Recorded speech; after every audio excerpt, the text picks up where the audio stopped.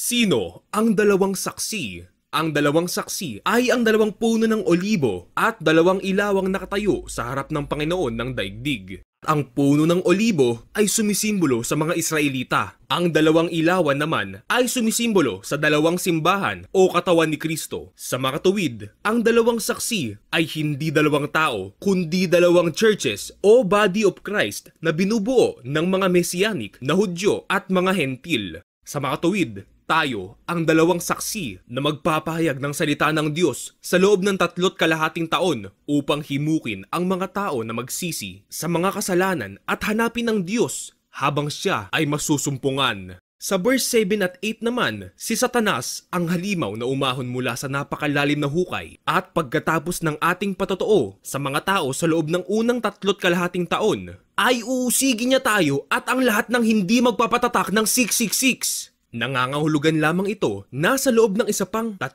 kalahating taon, ang ilan sa atin ay mamamatay at mananatiling patay dahil sa ating pananampalataya sa Panginoong Hesukristo. Malinaw na ang mga bersong ito ay parehas na tumutukoy sa isang sigaw o malakas na tinig mula sa langit at ng pagbuhay muli sa mga namatay na sumasampalataya kay Kristo at ng pag-akyat nila sa langit.